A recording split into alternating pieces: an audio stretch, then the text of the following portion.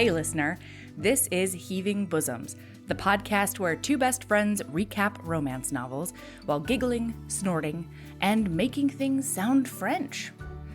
I am excited to announce that I'm recording this from my new office, in my new house. I'm gonna be honest, it's still a big ol' mess over here, and I haven't quite figured out the acoustics of this room, but it's coming along. Patrons got a video tour after a couple of construction projects were done. Valor was really excited to make a cameo and forced me to pull out my mom voice in front of my friends. So, normal stuff over here. I still barely know what day it is, but Nat and I are here to recap an alien book I loved. So, here's Conquered by the Alien Warrior by Hope Hart. Here we go.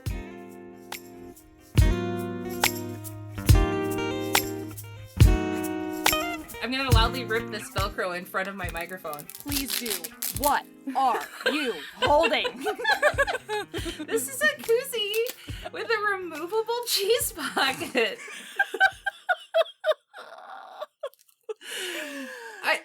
And the weird thing is I have cheese, pre-wrapped cheese that fits perfectly in here. Target, God. You can get what's called cheese bars, and they're like little rectangles, and they're like perfectly flat. Uh-huh. And they fit perfect. And so like your friend and mine, Brianna, sent me this for my birthday, and I was like, bitch, what is this? Is this for weed? What is it? And I was like, I don't smoke weed, but I can figure out something to put in here, like a key. And she was like, no, it's a cheese pocket. And I was like, oh my, I'm the perfect thing for this. And I sent her a video of me sliding a cheese out from inside of it. Yes. That is so magical. A removable cheese pocket. It comes off. But I won't ever take it off because I will lose it. Oh yeah, so, no, it has to stay on. Yeah, but I don't know if I need to if somebody needed to take my cheese and I could just be like, here, but why, keep it safe. I mean, but would that scenario ever happen? Like a valet for cheese? cheese valet. I'm never giving up my cheese, okay? No, that's my thing. Very clear. If I could eat cheese, nobody would fucking touch it. Oh, yeah. That's the situation tough. I'm in over here. We have this, so I'm not sure, you probably don't know, but there's this cheese called Alouette, which is some sort of cheese product. It's like a smooth whipped cheese, maybe like a cream cheese I don't know what it is. Doesn't matter. Neato. But they have a bunch of different flavors, and you can get them at Aldi, and this one's garlic and herb, and you spread it on crackers. It probably doesn't have any actual dairy in it, Mel, so you probably could I should check it out. It's probably like an easy cheese type product. Yeah. I'm moving next to an Aldi. How exciting is that? If you need me to send you every product that I love at Aldi, I will. Oh my God. I've done it for other people. Please. I'll send pictures. Please. Shout out to HBMC, who I hand drew a map of my Aldi and circled all of my favorite sections. And I was like, here's how you start. And I drew a map, and then I was like, you start here on the perimeters. Oh my God. And then you see what you need, and then you go through the central aisles, and then there's that wild card aisle that's like sometimes seasonal bathrobes, sometimes hardware tools. Totally. Sometimes kids stuff. And then there's clearance sausages. Clearance sausages? Yeah, we just got a fennel salami in that mystery aisle. I don't know. Oh man, the gift that keeps on giving. Oh my God. Aldi just released branded pajamas. And I sent it to some people, and I was like, I need these, right? Right, yeah, I have to have them on my body immediately. I never thought I would be such a fan of a grocery store, but here we are. Oh gosh. Aldi's has owned my soul for 10 years now. And I should be one of those Aldi moms that's posting things like, here's my shopping cart for $30. But really, I just tell people about it. I'm the OG Aldi mom who's just on the street being like, I just got this at Aldi. Look what it is. Incredible. Before Instagram. Yeah. Please do, because we're having to break up with Lidl, and we love Lidl. And don't have that. I have to any help that I can give Michael to grieve Lidl and move on to Aldi quickly, because he's the one who does most of the grocery shopping. I think it's going to be super easy. It's so okay.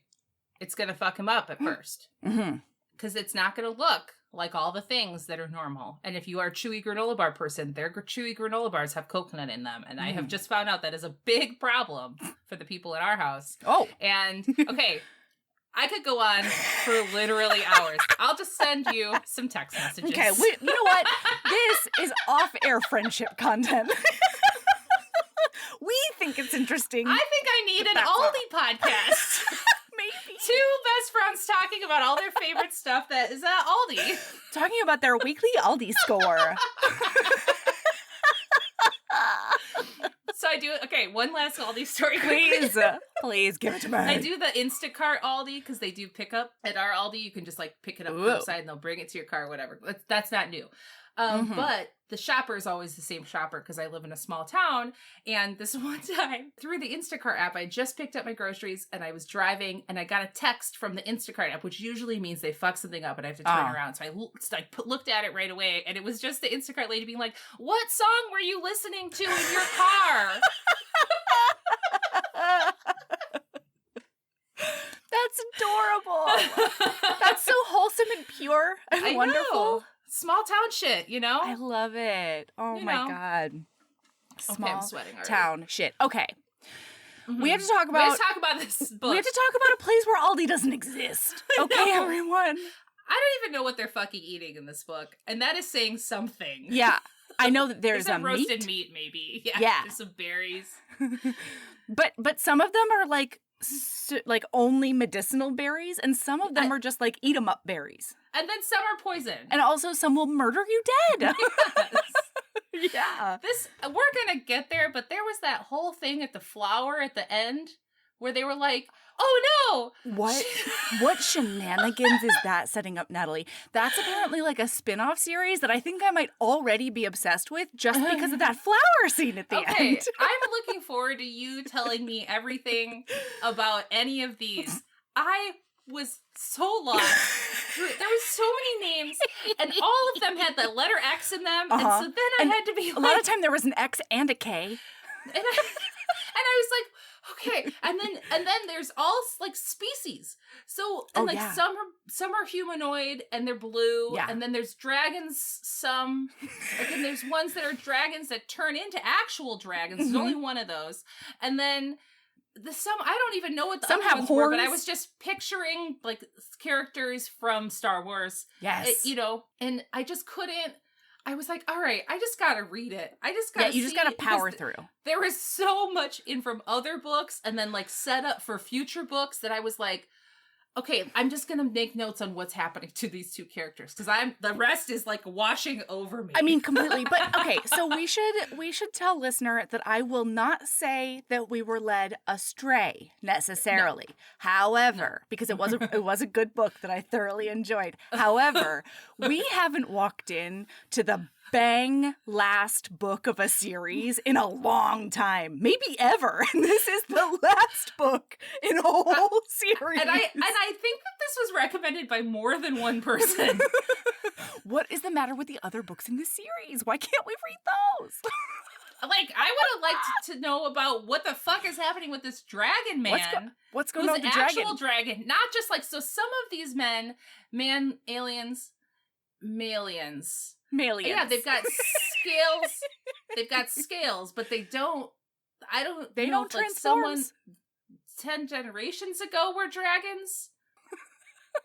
And then they're humans. All the women are humans. Are there dragon ladies? No, there's a one and only dragon on that planet, and I don't know I'm sorry. why he's there. Are there Calixian? No. Helixian? No, I think you're thinking of the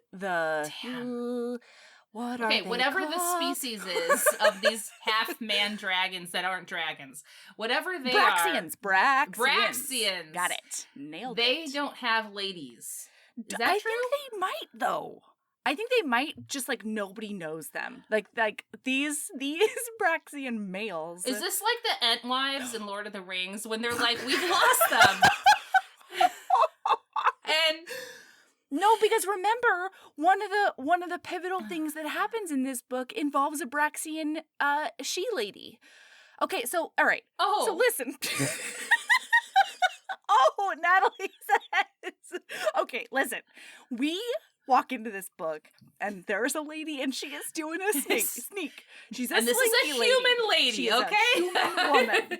Yes, and right. she is trying to escape a castle. A legit. It's not a cave, castle. And it's not a tent that's called a. Doesn't matter. Are you going down a little mental wormhole? Well, there was like the creatures that they ride, the trappets, whatever the fuck those. And then they kept talking about mishuas, which are an actual animal. Yeah. And then I kept getting that intense, and so they'd be like, they're standing next to their mishua, and I'd be like, why are they back at the tents? They got on to their tapestries, and you're like, why are you riding a tent? I know. We went back to the tent, but I thought it was an animal, and I was like, they're leaving? Are they having sex in that animal? It's like in Star Wars where he cuts the guy open for the warmth. And that Jack London book. May we all remember. R.I.P. I have never read that one. It's not for me. No. I just love how it really imprinted on Erin. It's so funny to me. Okay, all right. So she's doing a slinky sneak. And she gets just grabbed up by a big old man. Not in a sexy way.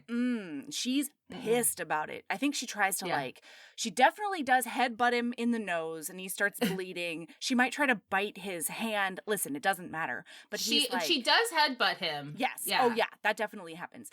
And then he's like, I knew I'd find you out here or whatever. And he's like, I'm going to take you back to my room and I'm going to tie you up. Also not in a sexy way. Yeah, definitely not sexy right now. And this guy over here, mad about it. It's fine, though. Not every book can start with first chapter sex, Natalie. Stop it. God. I mean, and both of them, it got to a point, he's remembering, like at one point they're like, he's got her pinned down. Oh, yeah. And she tries to headbutt him again and he's like, not this time, motherfucker. And then he's like, I remember your friend Vivian, who's not in this book that much, but she gets brought up a lot. And he was like, I'ma search you because she snuck a knife in and did something in a previous book that we talked about a lot. And probably involving a knife. He goes, and he goes to search her and he notices her really nice thighs. Boy, she's got some thighs on her. Later on. Yes. He's going to do a growl about her butt that I thought about for a minute. Yeah, he does. I highlighted it. He appreciated those squats. Okay. So he ties her up, and she's like, no, my plan is foiled. I had a whole plan where I was going to use all the contacts that I've gotten while on this planet for years? ? Has it been years? I think it has. I don't even know how she got here. They don't talk about that, do they? That they were abducted. They were abducted, and they landed, maybe crash landed on this planet. We have no other reference than that. But there's, like, babies now, and I don't... Yeah. I'm not It's gotta have been years. It's gotta have been, like, 2-3 years, I think. Yeah, I'm not yet a scholar on the Warriors of Agron series. Don't worry, I'll get there. But... Is that what it's called? So what is it not? Oh, no, it is. I'm looking at it now. Yeah. Wow, Agron. I almost said Argon, and then I was like, she wouldn't have done an actual element. That's an element. Yeah. It's probably trademarked. I know. TM. Jesus, don't mess with science, okay? Okay, so I don't know how long their gestation period is, but like there are multiple babies. These bitches have been there for years, and they have spent the whole time trying to like fix up this ship so that they can go into the galaxy and murder up their abductors and then maybe go back to Earth even. Who knows? Is it Earth? Okay, great. It is an Earth. Yeah. Okay. It's actual Earth. Okay. So he ties her up and he's like, you're not going without me. The king has told me that he's going to give me something I really want. If I take you and I get you to the place, Rakiz's camp. Rakiz with a Z. Yep. And she's like really, really mad about that. She fucking hates. At this point, all we know is that she hates this guy. He has always been a problem for her. And so then, so she's real bitter about this. But they have like maybe one like dinner maybe before they go with Vivian. And Eric's the king. Good Eric's job, Melody. with an X. Wow. And yeah, so they have like one more like farewell dinner, and Vivian like talks her into like, yes, you have to take him with you because you have to get there. It's for all of us ladies that were mysteriously on this ship. You have to do it, and he's going to be the one that can guarantee that you're going to get to Rakeez's camp. That's the one. Yeah. Yeah. I mean, listen, when he takes her back, I just have to rewind really carefully because I did forget one really carefully, really quickly. I'm probably not going to do it carefully. What do I do carefully? I'm not sure. Natalie can't name a single thing, listener. Okay. Well, I'm in the same boat. I know. Over here, so it's... Anyway, when they're on their way back to his room, he's like got her over his shoulder, and he does like smack her ass and then like, you know, chuckle a little bit. He does a big man chuckle. So that was and then he wipes his bloody nose on her face. Oh yeah, I did not hate it. Oh, I did. It does sound like you hated it. And I respect that. I respect that. I just don't. There's just certain bodily fluids that I don't, of other people's. Totally, I hear you. don't want on me. Fair enough. Mucus and blood might be them. Okay. I like it. Draw your boundaries, Natalie. That's right. Yeah. So, okay. Also, there's a maid that comes in the morning, and she sees her tied up, and this is one of my favorite things about this heroine in general.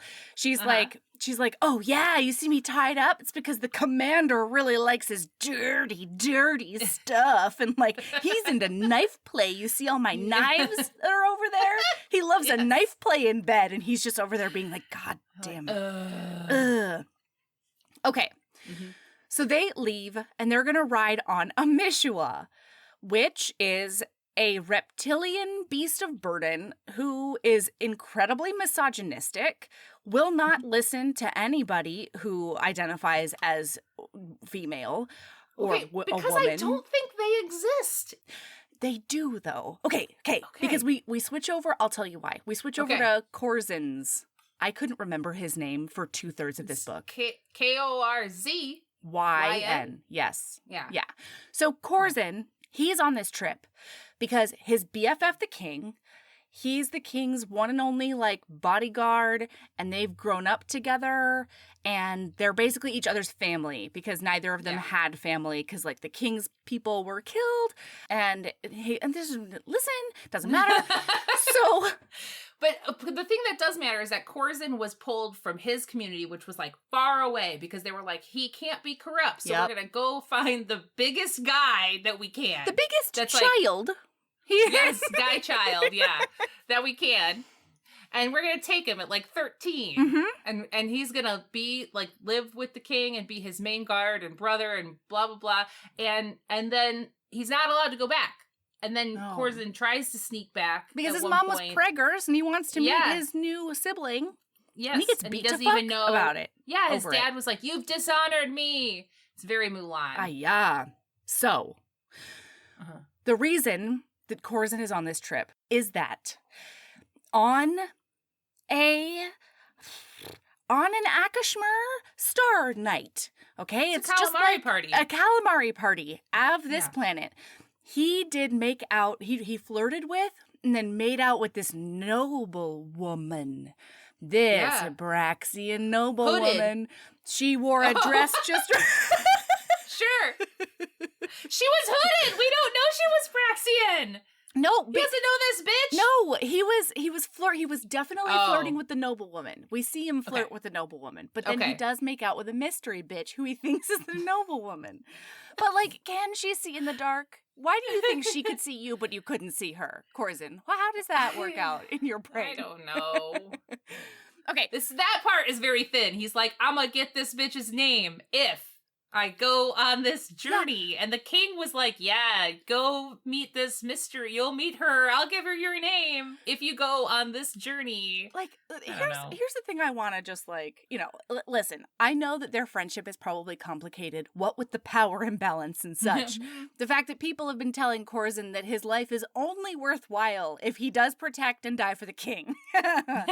So, listen, I know that they have a complicated friendship, but if you looked at me And you said, hey, Melody, I know that I know the secret to your, like happiness in longevity, but you have to do a big something for me in order for me to tell you.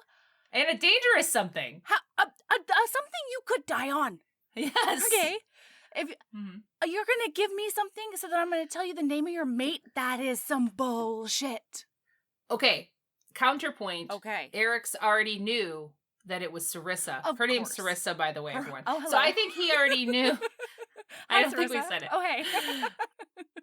I think that he knew who it was. He super did. I'm just talking about the premise itself. Oh, yeah. That Corzin would be like, down.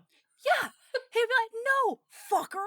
This is much more important than this one fucking mission. This is my eternity happiness. You fucker. My mate. My mate. And you know, like, listen, Braxians feel about their mates like every other alien I have ever read about in a romance novel. Of them. Okay? Yeah. They're very serious about their mates. I haven't read a ton, but I've heard about them. That's right. And this is the same. It's true. Okay. It tracks. So he rides behind her on this Mishua because the Mishua won't let her steer it. It hates anything that identifies as a woman. And they go and go and go. Oh, what they're doing, P.S., is they're taking a chip, a tiny chip, to a spaceship so that the spaceship might be able to cart some bitches away. It's an AI, it's an AI chip that can fit inside of an earring because science. And yes. And so here's the various numbers of things that happen to this earring on this journey. It is removed from your ear many times. So many times. Attached to various dirty pieces of clothing. Oh, God. Over and over again. It's in a cave for a while. A dank cave, I would say. And then it's put back in her ears. Oh, yeah. It would only be worse if somebody licked it. You know what I mean? Like, I mean, we don't know. I don't know what Corzin did while he was missing her. What he did move it. We don't have a lot of details. I know. He did move it from one part of his shirt to another. He was like, I better clean this. You know? Delicious.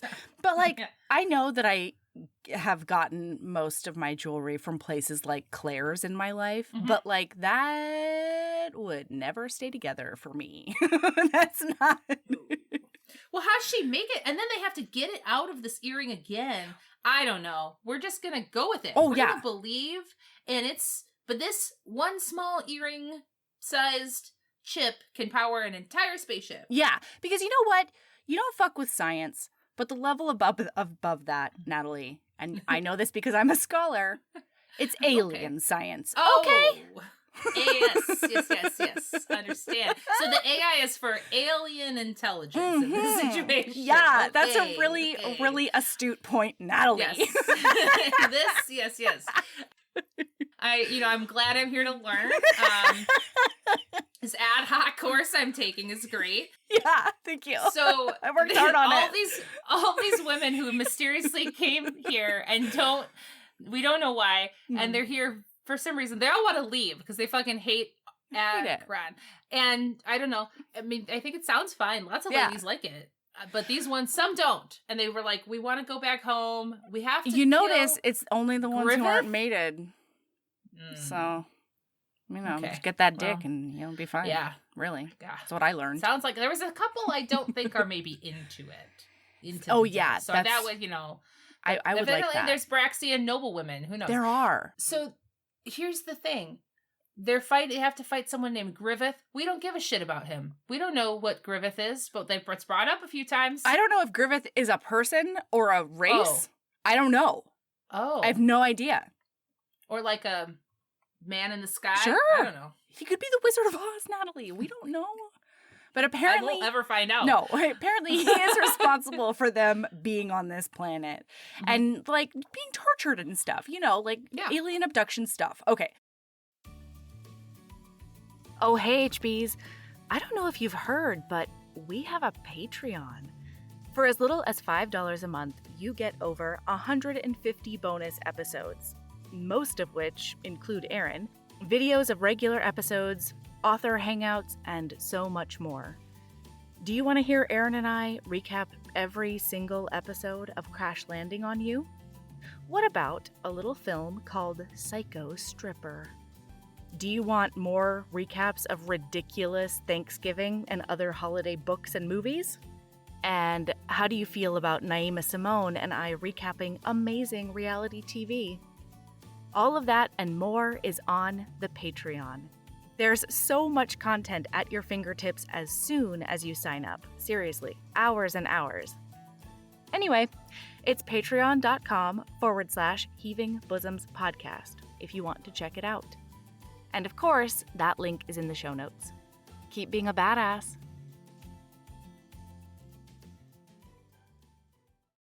Yeah. So now they're on the Mishua and they stop to rest. Oh no, she's like, why did you come on this journey? And he's like, I'll tell you if you answer a question of mine. She's like, grrr. But then she's like, I am a fierce and wonderful spy and I can't not get the information. So sure, I'll trade information. And he tells her that he needs the name of this noble lady who he did French kiss at the Akashmir Starlight Night. On the roof or whatever. Yeah. And and in her inner monologue, she's like, oh shit. Oh shit. That was Defsy's me.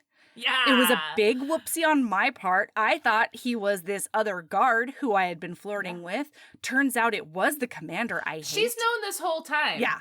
Right? Yeah. And she just like it wasn't it wasn't like he was telling her and then she was like, "Oh man, no, was that guy?" She was the whole time she's known. She's just been like, "Thank God." Like maybe he doesn't even remember. Maybe he was so soused that he doesn't even remember he made out with anyone. And he obviously hasn't talked to her about it. And he's not spreading it around the rest of the community, apparently. So, now she knows he knows. And now she knows that he liked it so much, he is after her. He believes that this mystery woman is his mate. Oh, yeah. And he is seeking her out. And she is like, I don't know if that's good or bad. Yeah.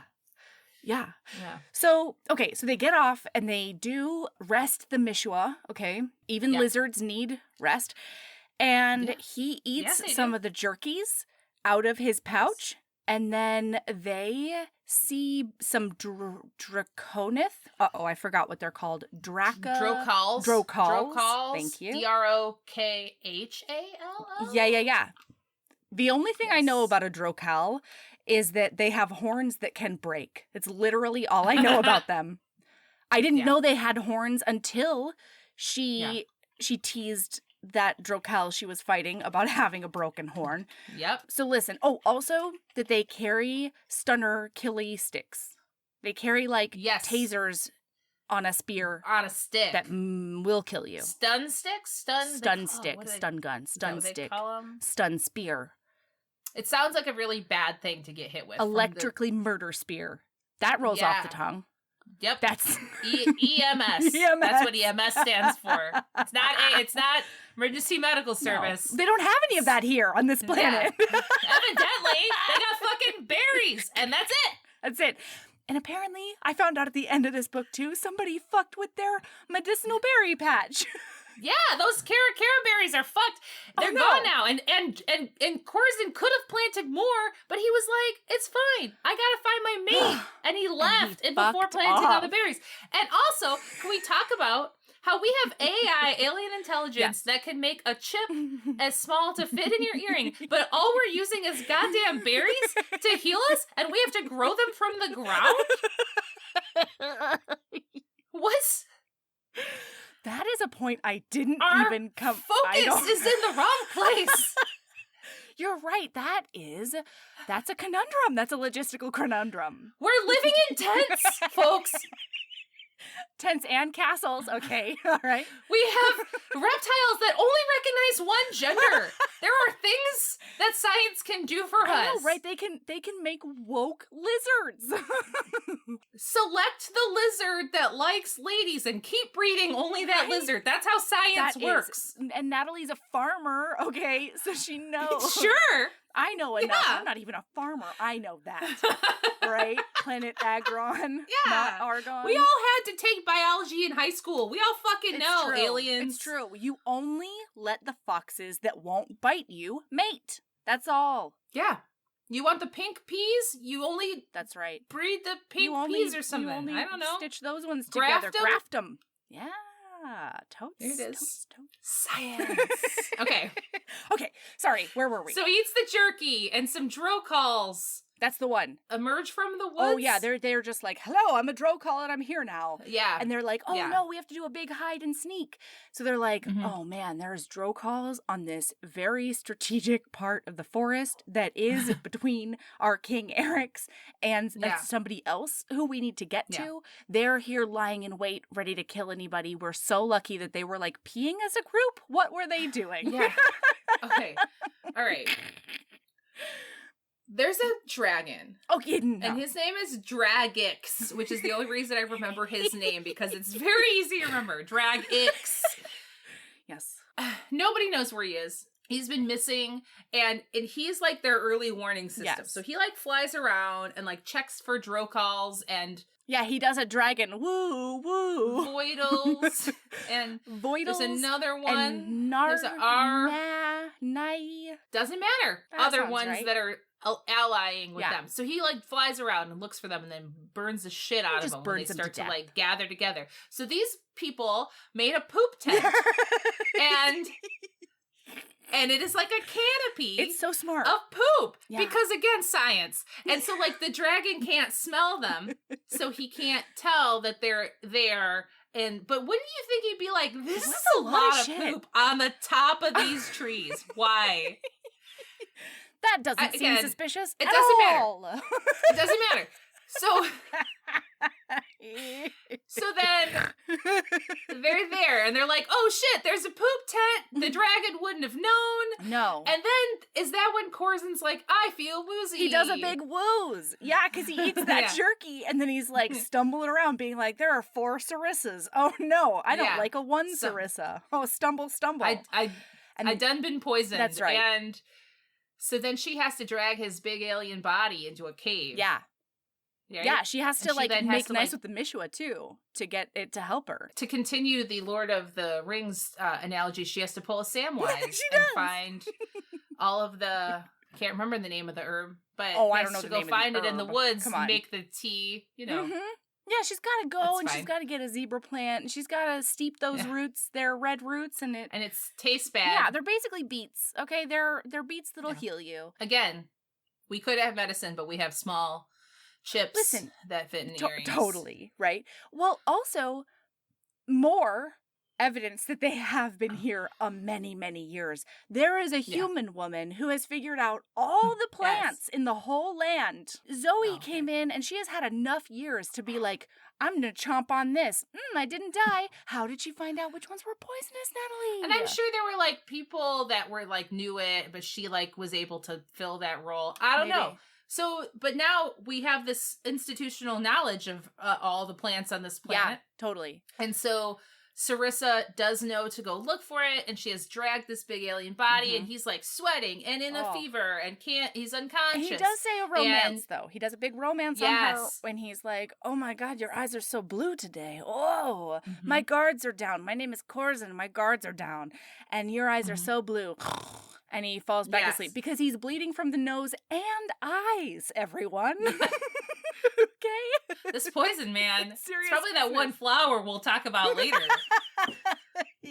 I don't know. Oh There's my a lot of poison talk in this So book. much. Yeah. So he's asleep, and she's like, I gotta go do something about those drocals, and I gotta do it by myself. Yeah. Because You're no this help. guy's asleep. I gotta like heal him, but I gotta also go do this. I gotta get us And- food because we can't trust any of the food in our pouch. Somebody did betray Correct? us. Yes. And so she has to like, okay, Tell me this part I'm everything, confused Natalie. about. Tell me everything. does she go to the village No. first, or does she attack them She first? doesn't do either of those things. So, Oh.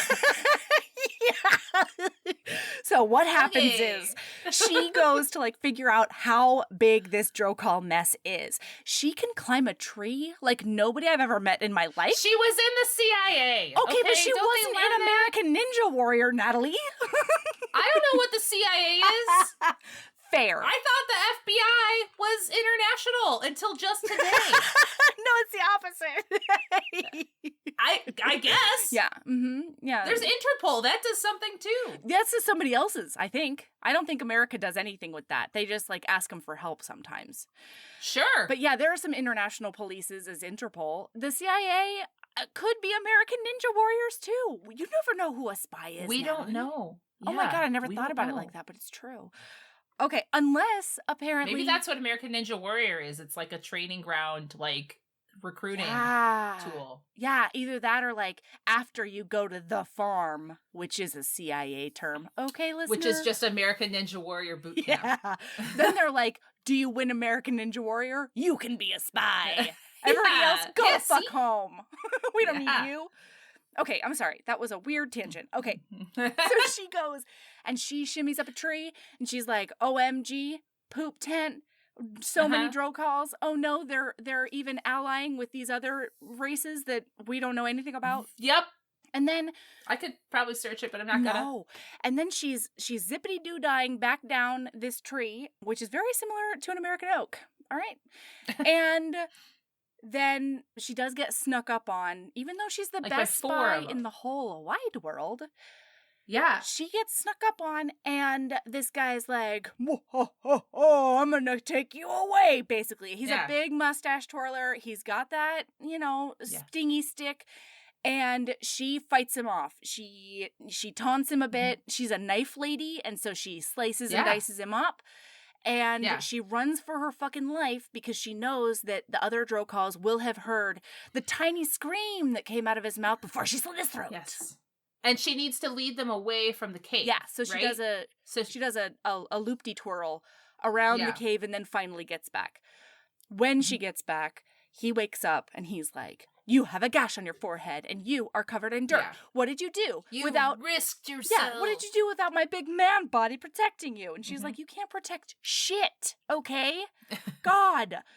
Try to stand up. Do it. Try it.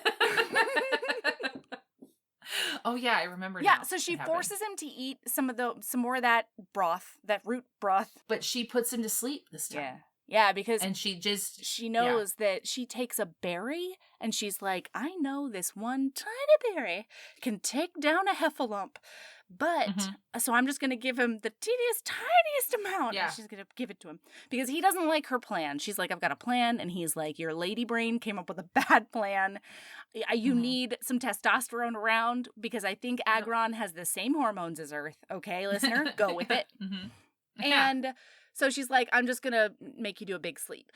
And then she treks across the land. There's this ravaged fire zone where the dragon has been before. Yes. We don't care. Yes. And then she goes to a village. In the village, she talks to her contact.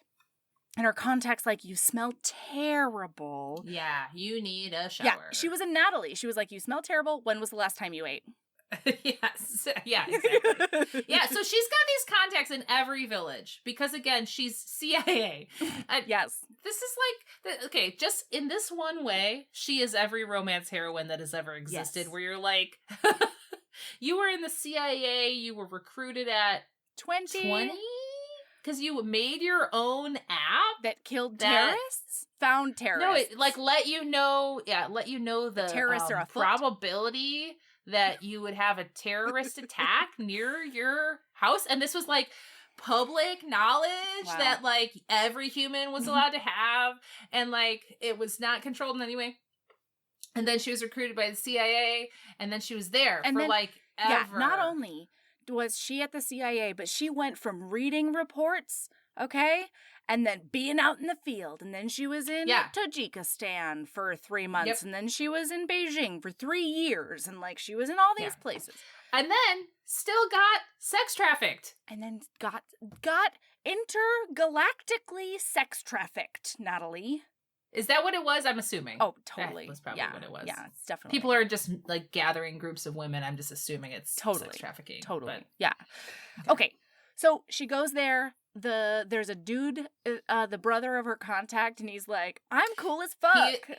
He is blue. He's part blue. Yeah, he's a Braxian and a something else. We don't know what it is. I know it's not Messica. Let's add more races into this. Yeah, let's do it. You know? And so she's like, I need a big distraction so that I can go and enact my plan.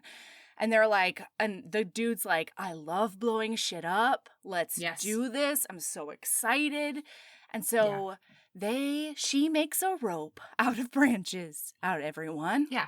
Yeah. And of course she does. At nighttime, she climbs another tree. She's always climbing trees, this lady. And she's like zip lining around this whole area and like doing these pods to like blow down their poop canopy. And like she's trying to throw the rope onto the canopy, and I still don't quite know why. I don't know what the fuck that was supposed to do. I think I do, but it's dumb. Okay, so so that part. Orox is out throwing pods. He's being he's like distracting people. He's being an explode man. During this time, we have been back at the cave with Corzin because he's like in his drugged sleep, and we see a bit of like his backstory, their backstory together. Mm-hmm. Like he's doing a bunch of sleepy flashbacks. But is this when he realizes that it was her that he kissed? Yeah, I bet. I think. Oh, because right. she does smooch him before she leaves to go to that village. Yes. She says goodbye and gives him a smoocheroonie, and then he is like, it was you! And then sleeps. And then... So, he's woken up now, and he's strong enough to get out of the way she tied him up. Again, not sexily. There is no sexy bondage in this whole thing. There's a lot of bondage, though. Rips the bonds apart. No, she left a knife nearby, I think. Didn't she? I have no idea, Natalie. I thought that it was like she left it nearby so he could, maybe. If he needed to. In my brain, he did a 365 this day, and he Massimo'd his ass out of that chair so that he could do a pound on her. Hey, HBs. I started an Etsy store. Did you know? Right now, it's full of all the St. Vincent items you need, because St. Vincent is thoughtful and cozy all year round. We've got a book sleeve to keep your books, planners, e-readers, or really anything else safe when you're on the go. The inside is fuzzy, and they feel so incredibly lush in your hands. I went round and round with the manufacturers to make sure I had just the right thickness. Those feature art of St. Vincent and Evie during their carriage adventure that was painted by the amazing Mayara Faraz on one side, and then I created a St. Vincent Would Always wreath on the other side that has a bunch of little Easter egg items in it. There's a St. Vincent Would Always warm brick enamel pin. It's like, if you know, you know. I designed a special edition Marriage of Convenience candle that is specific to Devil in Winter, with the help of HB Jen at Post Pouring Company. It combines dark amber for St. Vincent and rosewood for Evie, and it smells so delicious. It's hard to even wrap my brain around. So if you want to treat yourself or be the St. Vincent you want to see in the world by getting a care package for a friend, check out our Etsy store. The link is in the show notes. Okay, so she's throwing this thing up in the air with her weak lady arms, all right? Yeah. And she is missing, and she's missing, and she's missing. They don't teach lasso in the CIA. God, the one thing. Less tree climbing CIA. More lasso. More lasso is all we're asking for. We're not even asking for more cowbell, okay? Because we're civilized people. We're asking... That was on Hurdle the other day, and I was like, I know this. I can get it in 3 seconds. This is a reference that I know. Exactly. Okay, exactly. So... All right, so then she hears from the ground this manly, what are you even doing, you silly woman? And he climbs up And then he's like, get down on the ground. And she's like, you are telling me what to do, but I don't hate it now for some reason. And then he gets the thing on the first try because he has man arms. All right, everyone. Even in his weak state, he can still lasso fucking Sarissa. What's your problem? And then I think, Natalie, that was supposed to be some kind of wick or like, you know, the rope that's on the end of the dynamites and you make it a flame and then it burns up to the canopy. A fuse. That's a fuse. Thank you. It's a fuse. And then, so they're going to start a poop fire. They're gonna start a shit storm of epic fiery proportions.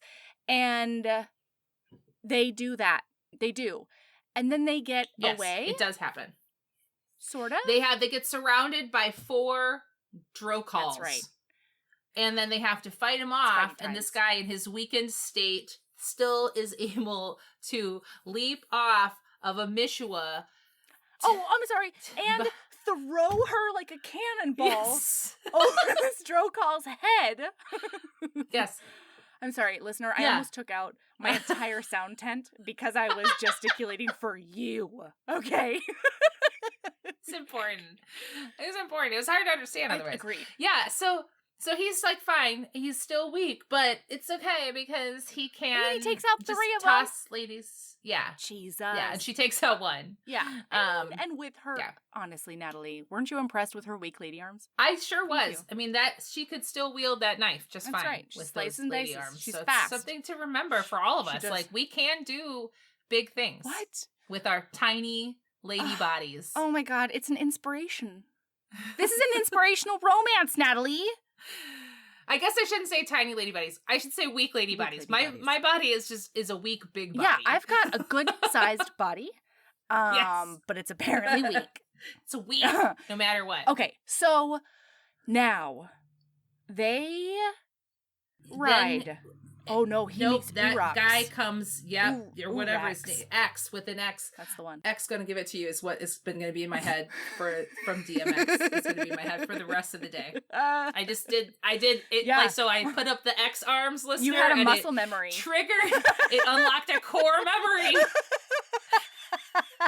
And it was me and my like white 8th grade self just screaming DMX lyrics into the void. I'm obsessed with that.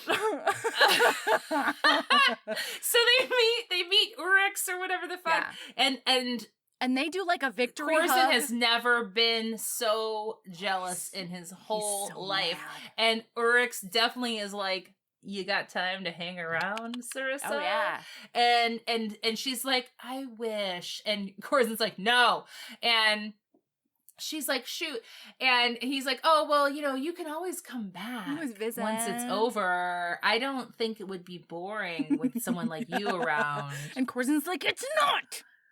God. Yes. I don't plan on being bored. I've never been so interested in my life. So now they ride, and he's weak because of the poisons, but he's carrying on. And that Mishua does get them to a Rakiz camp, I'm pretty sure. Yeah. They get into that camp, and they talk to a bunch of people that readers of this series know. Okay? They meet babies who are very important to the entire community. There's healers. Yeah. Okay. Everyone's pregnant. Oh, God. Every single person is pregnant. I was like, okay. So then they go to their own tents or whatever they're called and do baths. Oh, thank goodness, God. Again, no showers. Don't even try to shower. No. It's baths only. No.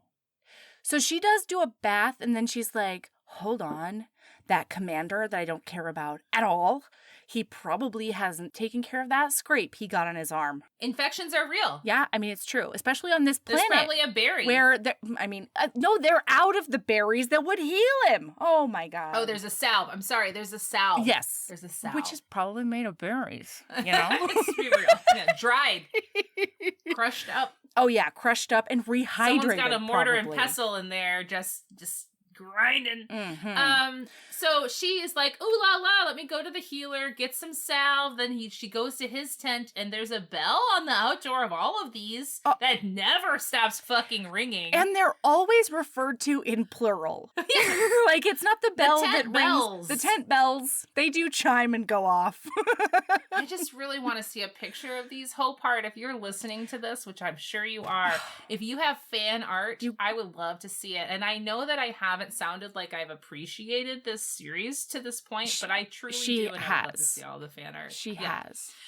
And I certainly have. Yes. Okay. So she goes in there and she's like, your arm is dirty and infected probably. And he's like, I'm a big, strong man. And she's like, sit down. And it's actively bleeding. Into his bathtub. Into his bath. Tie it up, Corzin. Jesus. Sure. You can have bagel crumbs in your bath. You may not have blood in your bath. There's limits. We have to have standards. That's right. So he's like, I'll let you dress my arm, but I'm only going to do it naked. Oh! Yes, and he just emerges, like, stands right up. Oh, Natalie, we're the dumbest. We forgot about a big romance that happened. As soon as they did light that wick, that fuse, he came down and he crushed his mouth against hers. I even had it highlighted. I know, I have it highlighted too. He does a big smooch makeout on her, and she's into it from the beginning. And then there's another big romance, OMG, because when they're fighting those 4 Dracolomans, they are fighting each other at the same time. It's a double text that I really enjoyed. So they're fighting and they're bickering, and she finally goes. She's like, You're only on this trip because you want to meet that stupid other lady. And he's like, yeah, I do want to meet that stupid other lady. And she's like, the stupid other lady is me. And then he says, I know. He pulls a Han Solo on her. Why do we have so many Star Wars references I don't know, tonight? but I like it. I do too. It's great. So she's gobsmacked. Yes. Well, and she also says, like, he's still weak. He probably feels like shit, but he came for me. He came for me. Also, it's like his good job. But that's the only way he's getting that name. And, now that he knows it's your name. He knew where she was going. Yeah. Thankfully, he knew where she was going from before he was unconscious. Yeah. Okay, but now we're back in the tent, the Taqua. And... Oh, yeah. Is that what I have no idea. I'm just making up syllables at this point. Taqua. That's right. It's canon now. It's canon. There's French on this planet. Hope Hart, mark it. Okay. Taqua. So I have a real quick aside. I live in this very redneck area, and we have lots of towns that have French names because Joliet discovered, and I'm doing very sarcastic big air quotes, everybody. Discovered this area, and so everything's fucking French. But we have a town that's spelled Marseille, but you want to know how people say it? Tell me everything. Marseille. No!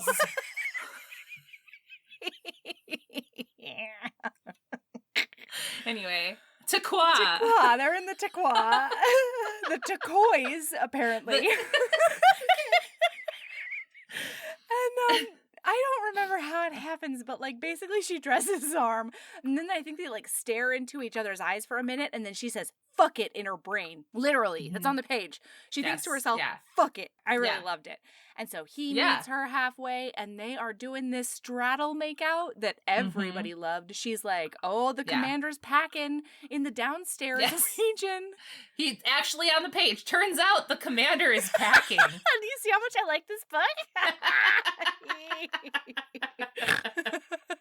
And so, then she does a. And she's like, what's cool? Why'd you stop kissing me? And he's like, you fell asleep on me. Sleep, yeah. Yeah, they were just doing a big makeout, right? Like they weren't getting... He started kissing down her neck and she fell the hell asleep. So then he's like, I'm not going to tumble you while you're sleepy. Love a tumble. I have a really quick logistics question. Oh, God, I love logistics. How do these aliens know what a clit is? I'm pretty sure they've been chatting. You know, Because the other ladies are preggers. I guess this alien is a humanoid. Very type humanoid, alien. yeah. So potentially, if Braxian noblewomen that we have maybe verified that exist, maybe they also have humanoid bodies as well. Maybe because he references her breasts, no problem. Maybe. Yes, but specifically I know. I was like... I know. No, I know. He's just like, look at that. He's going with it. Humanoid appropriation. Okay. So then he's like, no, we're just going to do a big snuggle. And then they wake up. He's naked. He's completely naked. Well, they wake up. Oh, no. Yeah, they wake up and they wake up like he's, of course, got a big boner. And she's doing a hump on him. She's doing... Yes. She's doing a sleepy prelude to a wet hump. And he's like, oh, I like this a lot. But then the bells, they do start ringing. Maybe they make out a little bit. Those darn Taqua bells. The Taqua bells. They go off. And this is not the first or second or third time or the last time that they are interrupted by these fucking bells. No, certainly not. And so, maybe they need a sock on the door. I know, right? If they wear socks. I know. Or, maybe they just need a dick-shaped rock. Tie. Really go obvious. just like a big X. Be like, no. Bam! No. To DMX at that. X gonna give it to you. Gonna give it to you. Also, they use the term clam jam during this part. She does. Which I loved it. I don't loved know. it. I'm sure I've heard it before, but it was revolutionary to me, and I think it's fantastic because, I've heard blue bean. Oh, I haven't heard blue bean. bean. I came from the clam jam part of the country, and you came from the blue bean. Well, it's because Washington, Oregon has clams. I'm just here. You're right. With dried beans in the Midwest. Oh shit! I know. No clams here except lady clams. All those lady clams. Yeah, I mean we have mussels in the lake, but that doesn't so have do the lady same clams. Yeah, truly. So many mussels down there. So clam jam is for what happens, and she's they think about it, but then those bells keep ringing, and so then they get parted again. And listen, there's a lot of logistical shit because war is coming. There is a war that has been building for 5-ish books that we haven't read. Okay. All right?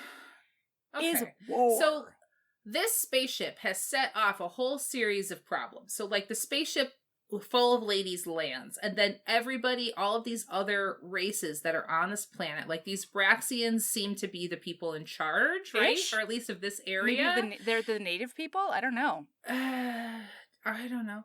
And so then this ship somehow the Braxians have kind of promised it to the Drokals just to appease them and be like, yeah, we'll give you the ship when it works. It's not working, but we would give it to you if we could, but it's not working. And so then, but the Drokals, I think, are trying to build up a movement to try to storm it and gain the ship, because right now the Braxians have control of the ship. Yeah, and the Braxians are going to give it to the human ladies. But no, they have told the Drokals that yeah, we'll do it because there's that was a ruse. Right? Yes, exactly. That's what I'm saying. But so the Drokals are tired of waiting, and so they're no, we're gonna go take the ship. Yeah, especially now that their shit tent is gone. You know? Yeah, a dragon could fly over at any moment. Oh man, that dragon comes back and he's real beat to shit. Yeah. So there's days of war preparation. So many days of war prep. Everyone has been talking about how the Drokals are in between, this group of Braxians and then Eric's Braxians, and if only he was back, he could send a message to them. But all of a sudden, he appears from the sky, and thank God, because his pregnant wife is there waiting for him. On the ground. And he is, dead, basically, almost. He's cut. She has some sort of, mind talk that she can do with that. him. Honestly, Natalie, that is actually really common in Dragon Shifters. The lore of dragon shifters. But not aliens. Okay, so now we're going the lore of dragon shifter aliens. Okay, so dragon shifter aliens. Because if you have read, is it G.A. Aiken's series about dragons? I haven't read it. And they all have they all have rom-com titles about a dragon. Oh, cute. And that series is fucking great. And there's one where the tip of his dragon tail is cut off and then healed, and so then it's rounded and smooth on the end. And he does he do a peg on her? Yeah. Well, I mean, everything. Yeah. All of it. But yes, so that's one of them. So they don't have the mind powers. Okay, so they're pedestrian dragons. Right. So these are like these are highfalutin. Those are like Earth dragon shifters. But then that's also not Earth because there's 2 moons. So like I don't know. Oh golly. But then like I don't know. And then so these dragon shifters have mind powers. Ruby Dixon's dragons common. also have the telekinetic. Nope. The telelink Kinesis? to Telekinetic. their mate, and specifically only their mate, which means that they can also have brain sex. Natalie. Great. Okay. Awesome. Okay. So dragons fall out of the sky here, and he's like mostly dead, but don't worry, they have like some berries. Yeah. Not a lot of berries, but they've got some berries, like fucking Corzin and Plantney, and they're like all side-eyeing him about it, but like it's and fine. They should. So like 3 hours later, he's fine. Totally fine. Right? Yeah, completely. But also, we forgot the fact that they fuck, all right? And here's what happens. Oh, wait! I don't listen. It doesn't. They fuck now. It doesn't. Okay. It doesn't matter. It doesn't matter. They fuck. It's fine. Listen. Because when she listen. Okay, so when she wakes up, it's one of my favorite lines in the whole book. I'm actually gonna find it for you. One of the things he says is, "You came to me. You sleep with me." That night when it's so good. Okay, hold on. Okay, here it is. He says, "We're not done," I murmur in her ear, and she shivers. Alexis's appearance has reminded me that the female will leave this planet as soon as she is able, but she will not leave without feeling me moving deep within her. Yes! I was like, Corzin! I sat up straight in my chair. That's right. I was alert at that point. Whoa. Yes, yeah. Okay. So there is some great stuff. Yeah, go ahead. Oh, no. So Corzin is like doing a bit of a mope, and one of the other guys is like, "Are you going to make her yours or whatever?" Yeah. And he's like, "I mean, kind of, but, she's leaving." And the guy's like, "All of our mates were leaving at some point." Every single one of our human mates thought they were leaving, and we were enough to make them stay. Are you enough to make them stake her stay? And I was like, but Corzin, who was removed from his family and like was told never to come back, and like doesn't have like, and is like sent on these dumb missions by Eric's, like he feels like he's not enough to make anybody stay, and he wasn't enough for his family, and he's not really enough for Eric's because he still has his mate and whatever else. So like he's like, no, it's like the worst thing you could say to him. Yeah. Yeah. So he puts that all aside though, and she's like upset about the impending war or something like that, and he says, "I'll distract you." And she's like, "How are you going to distract me?" And he says, "I'll allow you to finish what you started this morning." And she goes, "Arrogant bastard. Oh, you'll allow me, will you?" And then he's like, "Yes, if you're very good, I'll even let you be on top." So he's like, "You owe me." And she's like, "How could I possibly owe you?" And he goes, "Many ways. First, you stole the kiss I should have had with the dark-haired female." And her inner monologue is, "Kill him. I'll kill him slowly. Kill him slowly. I'll make it last days." Yeah. It's a karate. That's the name of the tent. It's a karate. A karate. A taqwa. A taqwa. A taqwa. Those are completely We're similar. Close. The karate bells. The karate bells. That's all right. Okay. The karate bells. Yeah. Ring, ring, and then ring he's like, he's talking about how she's like so risky and he doesn't really trust her to like be safe and stuff like that. And then they do bang. Boy, did they bang. Right? Yeah, this is when he like pulls up her dress, like, and she's like got her hands on the wall of the karate. Oh, yeah. And he like sees her ass and he's like, yes. He's like, obviously he appreciates all those squats I did on Earth. It is Earth. Look at that. Earth, yeah. This is also a great, that was last year's, but they talk a lot about furs. Oh, furs. In this. Yeah. In this. We might have to bring furs back, actually. Yeah. So then he's like, you went on these crazy missions because you because of your job and whatever, and like your responsibility. And then she's like, yeah, because I have a job and like I didn't want to let these women down who me and the loyal reader of this whole series are also very attached to. Yes, and, evidently. Yeah. And there's so many of them. And we know so much about all of their personalities. I mean, it's great if you come in at the beginning. It's tough when you come in now. So he goes, I understand Who's loyalty. Clara? I don't fucking know. I don't know.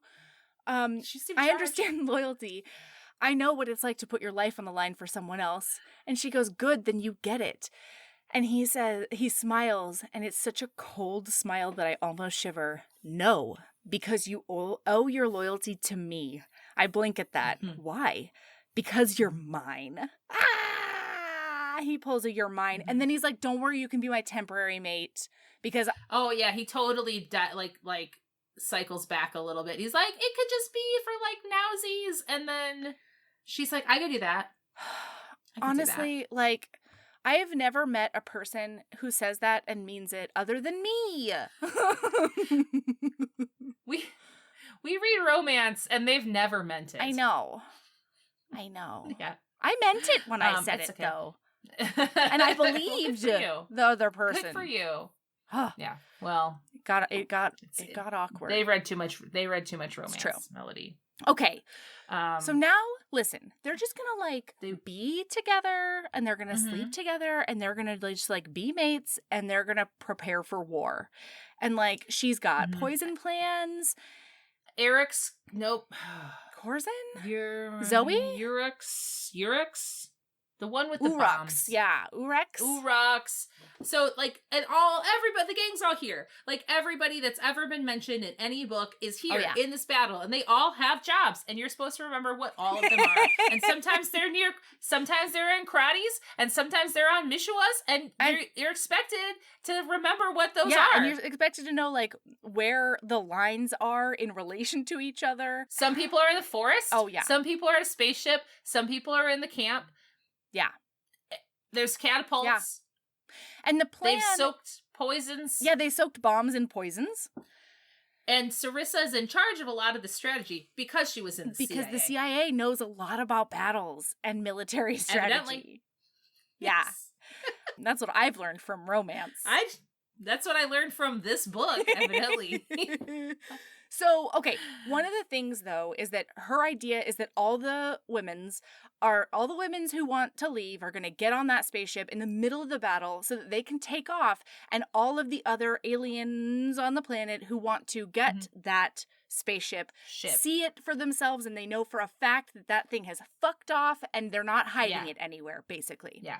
So... Yeah.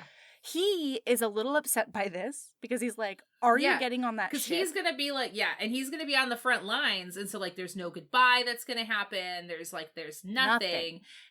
And he like asks her, he's like, are you getting on that ship? And she's like, yeah. I mean, I was always getting on the ship. So. And he's like, and he stomps away. Yes. But then he like takes her on a picnic, and he's like, you have nothing to be sorry for because we both knew it was temporary. I just got my hopes up. It's fine. Yeah. And now at the battle, she like sees him because one of these bitches goes into labor. Okay. Everybody goes into labor at the wrong moment. And I get that. And yeah, they did talk about that. Now, I was never that person. I was like the person that could never go into labor. Yeah. So like that was not my reality, but like that's what's happening here. And they always like someone gave birth in a cave. We talked about that for a while. Someone's here in this tent during war, which I mean, war is stressful, and like that would set somebody into labor completely. You know what I mean? Yeah, you got to be able to run fast. Your body's like, shit it out. You got to get rid of the weight. You got to run. Exactly. Okay. Yeah. So they like make eye contact, and she gives him like a watery, shaky smile, and he's like, oh my God, I'm never going to see her again. She writes a letter to both Vivian and Corzin, and they are the best letters I've ever read in my whole life. I actually did tear up.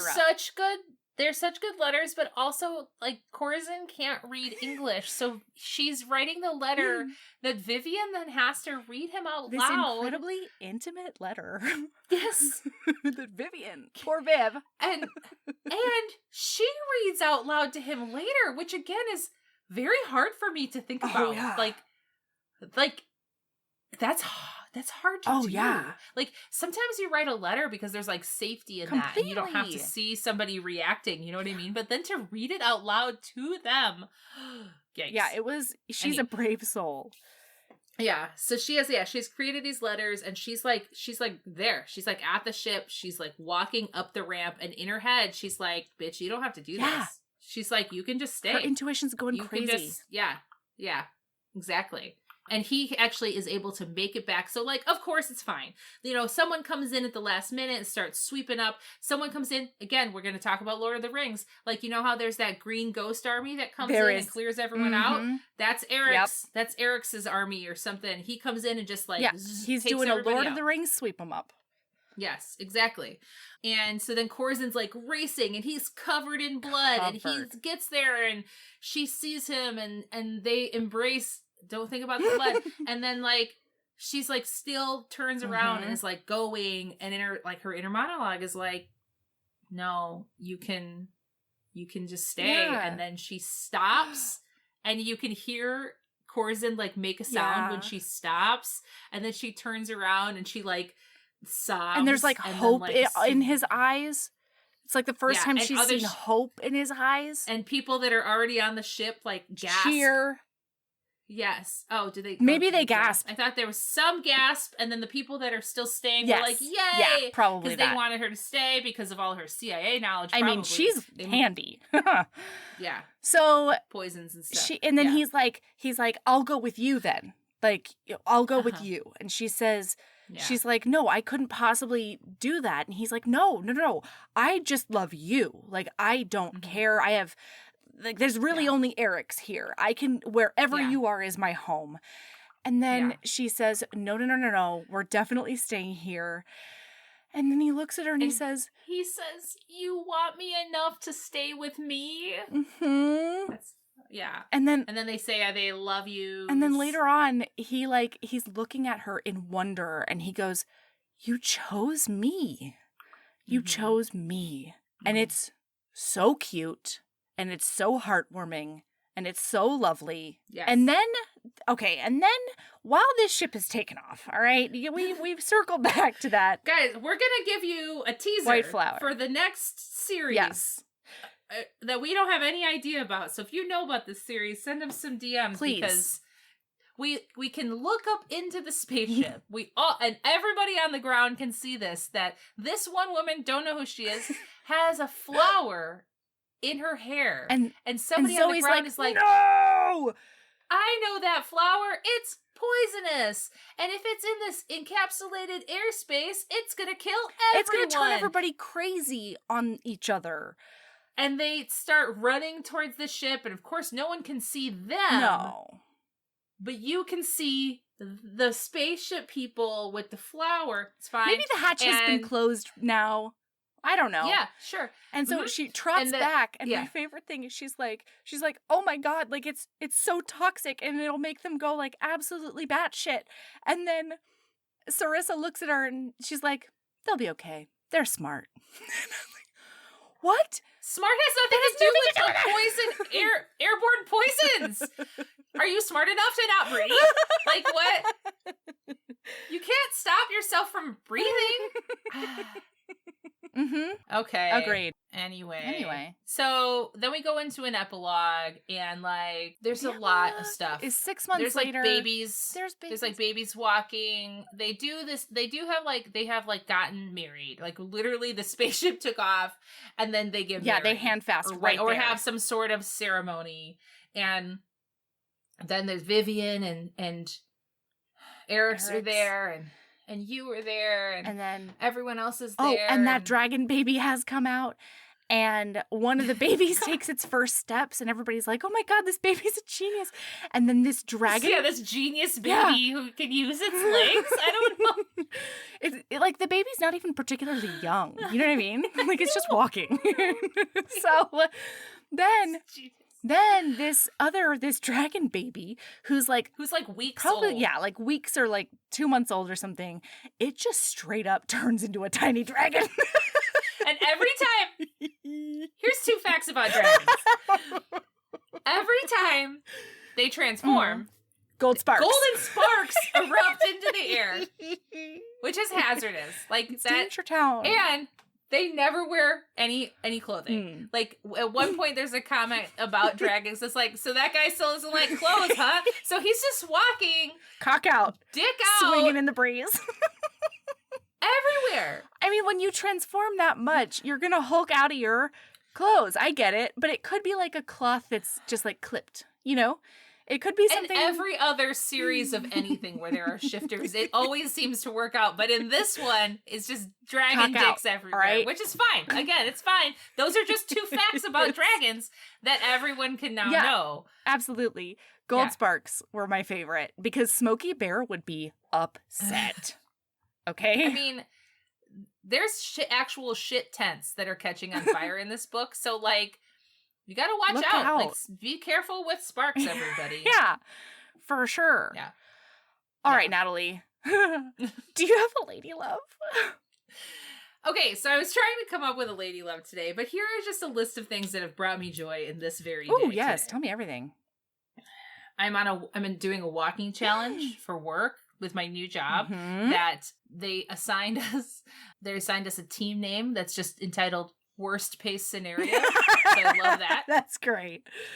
That has brought me joy today. Uh-huh. We went on a walk today and we saw a tree that was covered in carpenter ants. And here's the thing that carpenter ants do. Yeah. They pulp up the whole tree and then they walk to the edge and they just throw it off. Yeet the wood pulp out. Just throw it into the air. Why though? Carpenter ants, what are you doing? So that happened. It doesn't sound today. like you're building anything, carpenter ants. Well, no. That's a misnomer. That's a melody. misconception. Carpenter ants are only destroying. Wow. They are only destroying things. What a weird name they have then. Yeah. Yep. Shoot, I had another one, but it's gone now. So that was okay. Those are 2 things that brought me joy today. I like it. That walking challenge, and then that. Oh, well, there was one more. I don't know. We saw a waterfall, and there was a hole that was made in the rock by this waterfall, and my dog was a big dummy and was trying to dig this hole out. I took a video of it. It was great. Oh, that's fun. He was just like trying to dig this rock hole. So that also brought me joy today. So just like things are happening all around you, everybody. Honestly, I like this format. Because I don't have a lady love today, but I do have a couple of things that have been bringing me joy. All right. Great. So one of them is that they're both Valor-centric. Ember is wonderful too, but Valor's just at the age where, like, you know, everything is new and crazy. Stuff's happening. Yeah. So Valor has had a very well-timed rediscovery of the song Gaslighter. And we have been... Well, they're back on tour. I know. So we have been shouting Gaslighter to each other. I sent Erin a whole video where I was trying to like do a selfie video of Xiaomei and I singing Gaslighter together, and it just turned into like this shaky cam because Valor was so excited that she was like literally on me and going like this and being like Gaslighter, denied. It's so funny. And then the other thing, she's like trying to figure out love recently. And it's very cute because like, so one of the songs from, I think maybe the Book of Life or another, no, that's not right. Doesn't matter.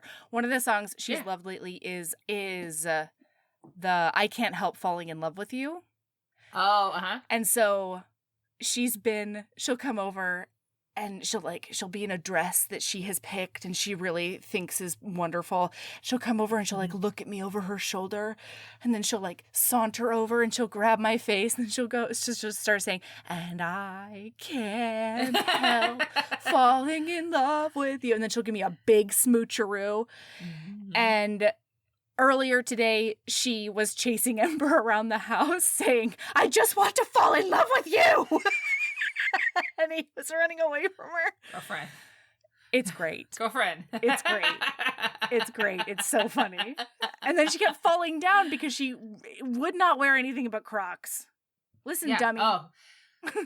Okay. Whoever is telling chefs and various other people that Crocs are a good They're choice, not. has never walked in Crocs on a wet surface or once they have gotten wet. Crocs in the rain are a fucking nightmare. You will twist your ankle instantly. Yeah.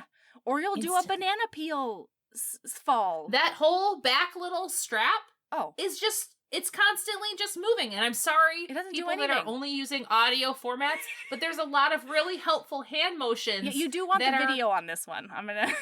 This episode has been pretty good via video. They're not good for you, okay? No. So like, don't give in to the Crocs propaganda, the Crocaganda. Don't get into it. Michael got them for them today, and I was like, we've held out for so long. Why? Kids just want those charms. They want them. They just want those Croc charms, you know? It's true.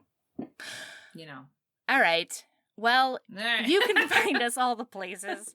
Where can they find us now? Where can they find you, Natalie? Oh God. I started a TikTok, guys. It doesn't have anything on it. Don't get excited.